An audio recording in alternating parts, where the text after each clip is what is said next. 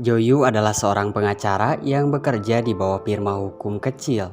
Bahkan untuk memakai jasa dari firma hukum Joyu bisa dibilang cukup lumayan murah. Keesokan harinya Joyu melakukan penerbangan untuk melakukan perjalanan bisnis. Namun di pesawat itu Joyu menangis dengan terisak, sehingga membuat penumpang di sekelilingnya merasa keheranan dan akhirnya memberikan tisu.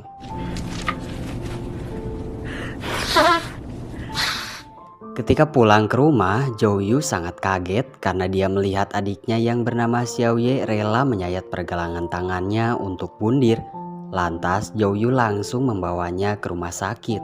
Sang dokter memberitahu Joyu alasan adiknya ini nekat bundir, yaitu Xiaoye untuk saat ini sedang mengalami stres berat. Makanya ia sampai nekat untuk melakukan itu semua.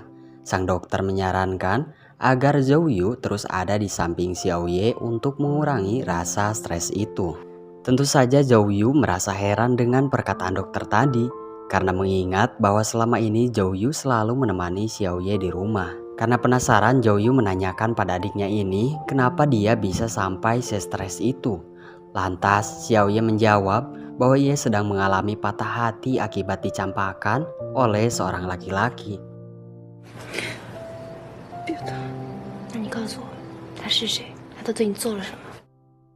Itu terbukti ketika Joyu melihat beberapa pesan yang dikirim Xiaoye namun tidak direspon sama sekali oleh laki-laki itu. Dan Xiaoye mengatakan bahwa pria itu bernama Kijeng, atasannya di kantor.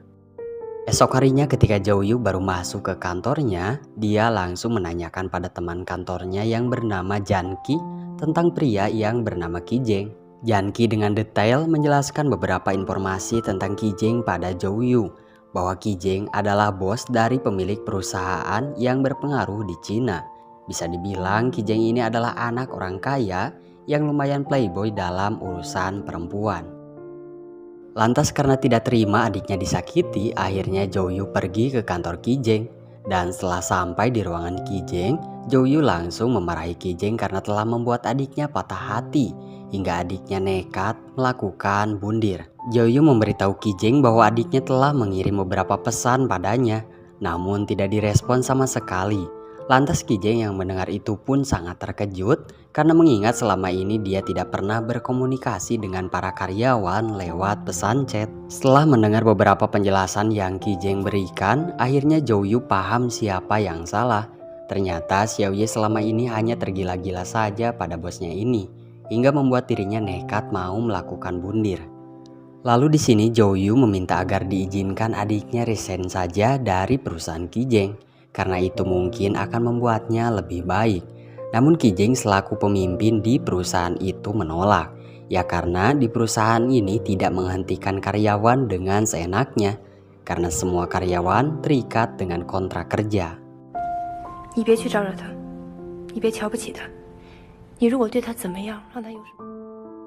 Dan ketika Joyu pulang ke rumahnya, dia disambut oleh adiknya yang marah karena Xiaoye tahu bahwa Joyu sudah mengunjungi kantornya dan melabrak atasannya itu. Dan di sini Xiaoye menegaskan kembali pada kakaknya bahwa ia tidak akan pernah keluar dari kantor itu. Beberapa hari kemudian Joyu mendapatkan laporan bahwa kliennya akan melakukan bundir dari atas gedung. Tentu saja Joyu yang mengetahui itu sangat panik dan langsung pergi ke tempat proyek itu. Ternyata penyebab kliennya itu akan bundir adalah karena dia tidak mendapatkan uang kompensasi. Dan kebetulan pemilik proyek itu adalah Kijeng. Dia datang membawa uang kompensasi yang diinginkan pegawainya itu. Dan akhirnya Joyu pergi mengikuti Kijeng untuk memberikan uang kompensasi itu. Ya karena mengingat orang yang akan bundir itu adalah kliennya. Joyu yang sangat takut dengan ketinggian dan itu membuatnya tidak seimbang saat berjalan. Namun ada Kijeng yang membantunya berjalan di atas sana.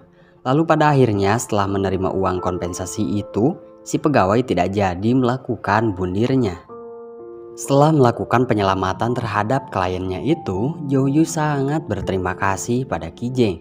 Dan sebagai bentuk terima kasihnya, Joyu mentraktir Kijeng malam itu. Lalu Kijeng mengatakan pada Joyu bahwa Xiaoye tidak akan dikeluarkan Namun tetapi Xiaoye akan dipindahkan ke cabang perusahaannya yang lain.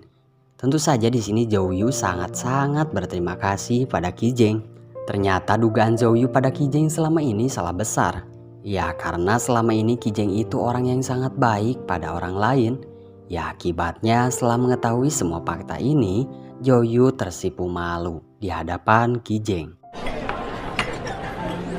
难能可贵，来，真是难能可贵。 Lalu ketika mereka berdua selesai makan, Zhou Yu pamit untuk pulang duluan. Di sini Qi Zheng menawarkan diri untuk mengantarnya. Namun Zhou Yu yang tidak mau merepotkan orang lain, akhirnya menolak tawaran tersebut. Namun hujan tiba-tiba turun malam itu.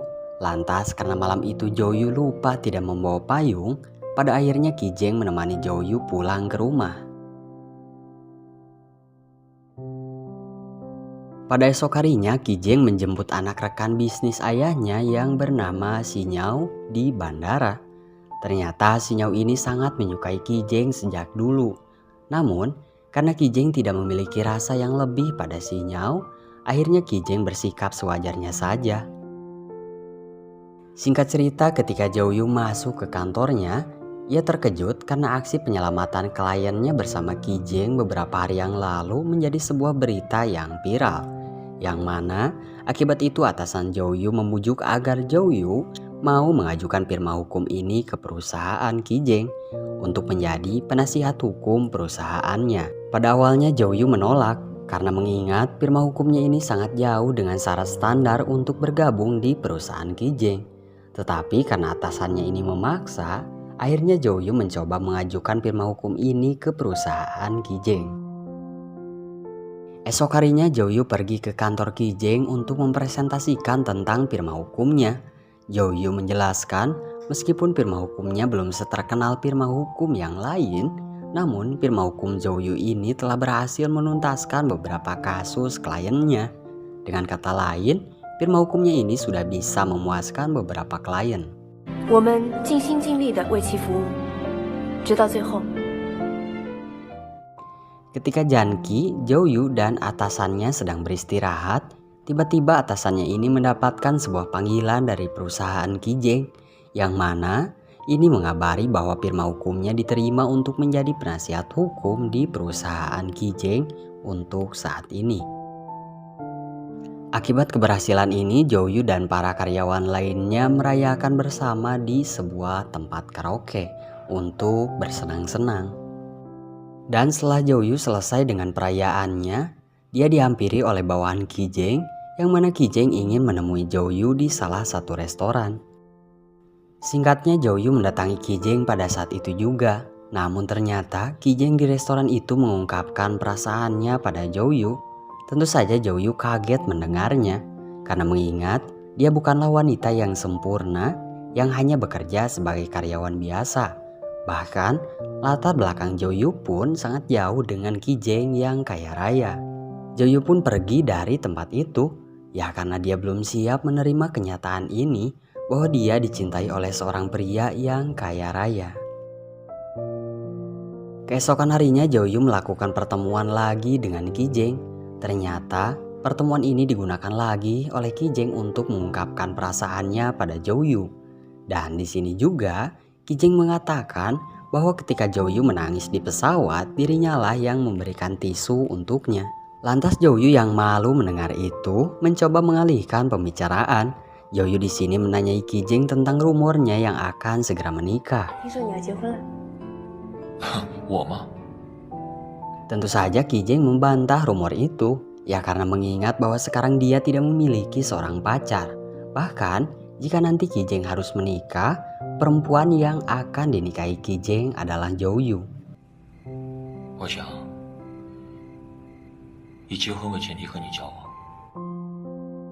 Malam harinya Zhou Yu terus teringat dengan ucapan Qi Zheng ketika melakukan pertemuan.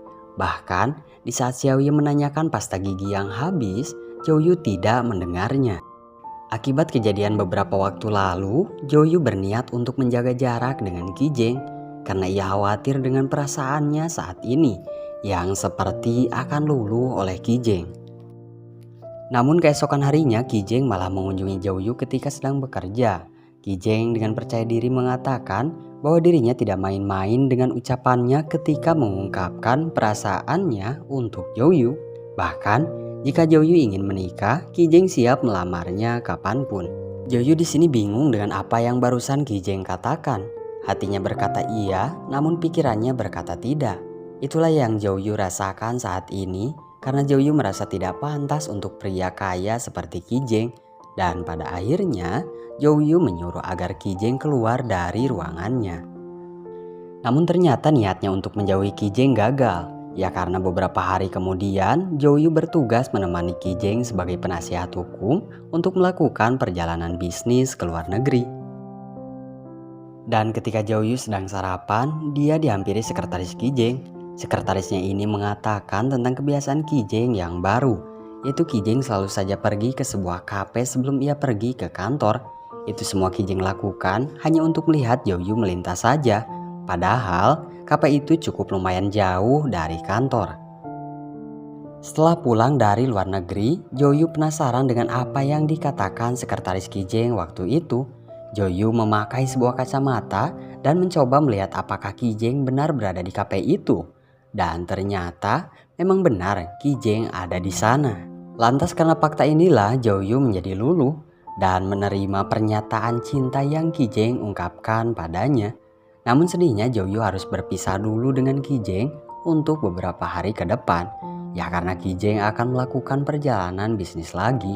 Kijeng meminta agar Jouyu menunggunya dengan sabar.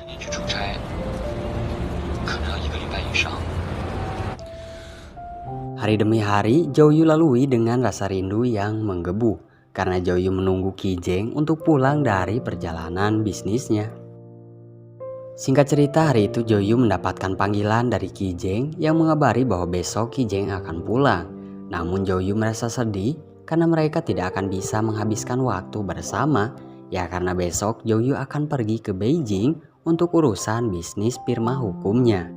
Besok harinya Jouyu pergi ke bandara untuk melakukan penerbangan. Namun ternyata di bandara itu sudah ada Kijeng yang menunggunya. Mereka berdua berpelukan sejenak untuk memudarkan rasa rindu. Ternyata Kijeng akan menemani Jouyu pergi ke Beijing.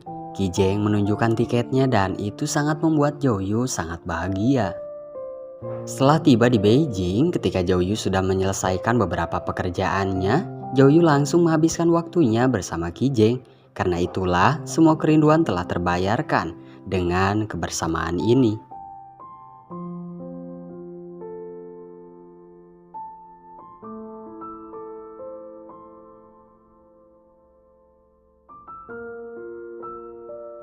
Ketika mereka berdua sudah pulang dari Beijing, hari itu Jouyu berkunjung ke kantor Kijeng untuk bermesraan. Namun momen indah itu harus terhenti karena si Nyao datang. Lantas si Nyao yang memiliki perasaan pada Kijeng merasa cemburu. Apalagi Kijeng setelah mengenalkan Jouyu padanya, Kijeng mengatakan bahwa mereka berdua akan segera menikah.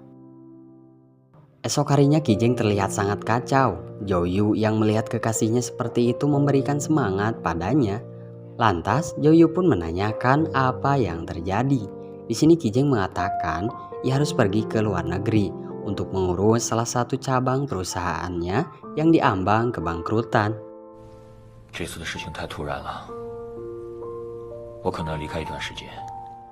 Beberapa hari kemudian Jouyu berpapasan dengan ayahnya Kijeng. Di sini ayah Kijeng mengatakan agar Jouyu menjauhi anaknya karena seorang gadis miskin tidak cocok untuk bersanding dengan anaknya.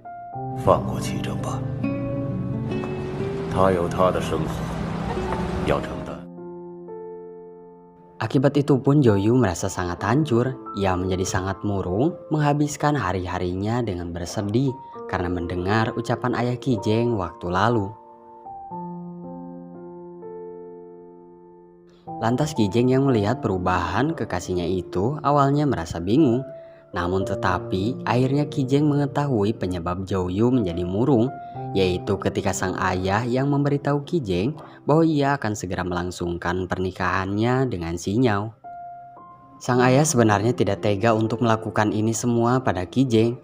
Namun karena pernikahannya dengan si Nyao bisa membantu menyelamatkan salah satu perusahaan, maka mau tidak mau Kijeng harus menikah dengan si Nyao. Esok harinya, Xinyao mendatangi Zhou. Xinyao di sini menjelaskan bahwa dirinya dan Kijeng akan menikah kontrak, dan Xinyao di sini meminta agar Zhou bisa merelakan Kijeng untuk menikah dengannya.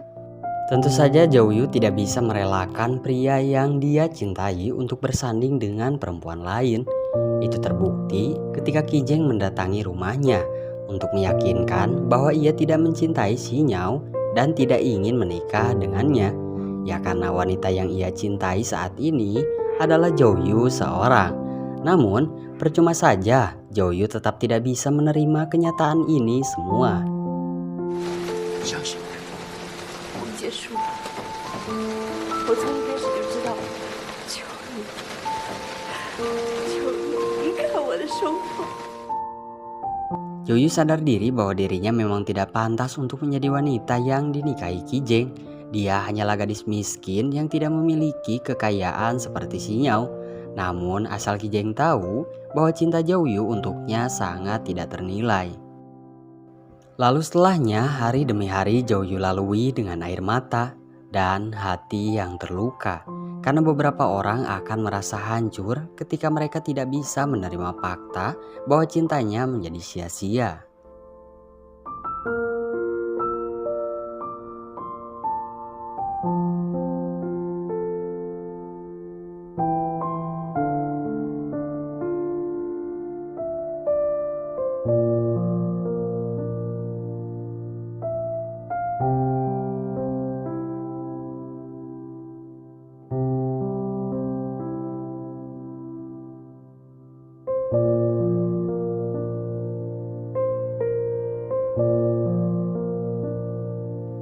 Beberapa hari kemudian, Zhou sebagai penasihat hukum Kijeng menyerahkan surat perjanjian pernikahan pada Xinyao dan Kijeng untuk mereka tanda tangani.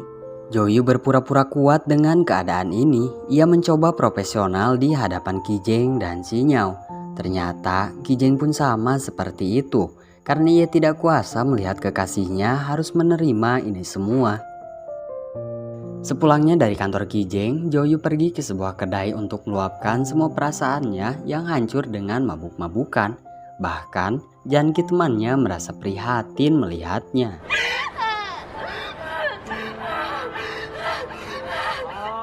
Ternyata kesedihan juga sedang Kijeng rasakan. Ia mengingat beberapa kenangan indah bersama Zhou. Meskipun singkat, namun semuanya terasa berat untuk dilupakan begitu saja. Waktu pun berlalu, Janki akhirnya menikah juga. Dan di pernikahan itu ada Xiaoye dan Zhou yang hadir.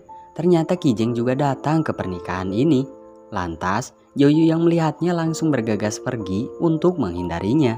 Tapi akhirnya Kijeng berhasil menghentikan Zhou. Mereka berpelukan untuk saling meluapkan kesedihan mereka. Namun ternyata Xiaoye mengikuti kakaknya itu. Dan Xiaoye melihat kemesraan mereka berdua. Tentu saja Xiaoye sangat merasa terpukul karena laki-laki yang dia dambakan malah direbut oleh kakaknya sendiri. Setelah itu Zhou dan Kijeng mengobrol empat mata. Kijeng mengajak agar Zhou pergi saja ke luar negeri bersamanya untuk menjalani hidup yang baru dan memulai semuanya dari awal. Dan akhirnya Zhou mau menerima ajakan Kijeng itu. Tapi tiba-tiba setelahnya Zhou mendapatkan panggilan dari Xiaoye yang mengatakan bahwa dia akan bundir melompat dari atas gedung. Lantas setelah menerima panggilan itu, Zhou dan Kijeng segera menemui Xiaoye. Xiaoye yang sangat terpukul dengan kenyataan ini, kenapa harus kakaknya yang merebut laki-laki yang dia cintai. Dan setelahnya Xiaoye menjatuhkan dirinya dari atas sana. Tentu saja Kijeng dengan refleks menahan tangan Xiaoye agar tidak terjatuh ke bawah. Namun Xiaoye malah melepaskan tangan Kijeng yang menahannya.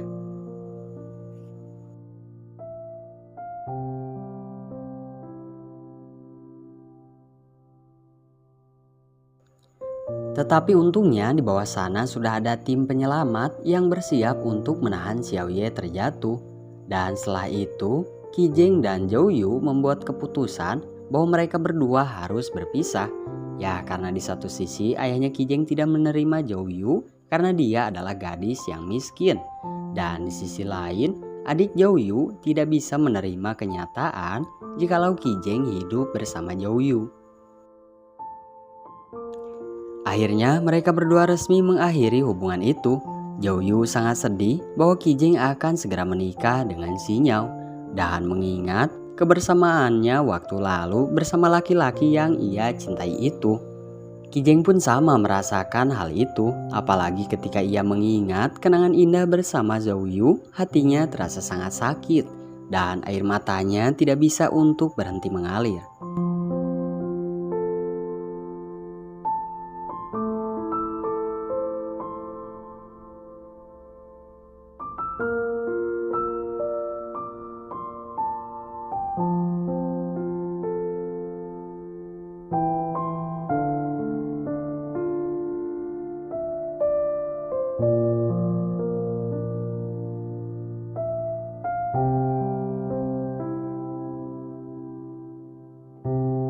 Nah itu dia gengs untuk alur cerita filmnya, semoga kalian semua bisa suka. Dan jangan lupa ya untuk dukung channel ini sampai tembus ke 100.000 subscriber. Amin. Ya tolong bantu sampai ke 100.000 subscriber. See you next time, bye bye.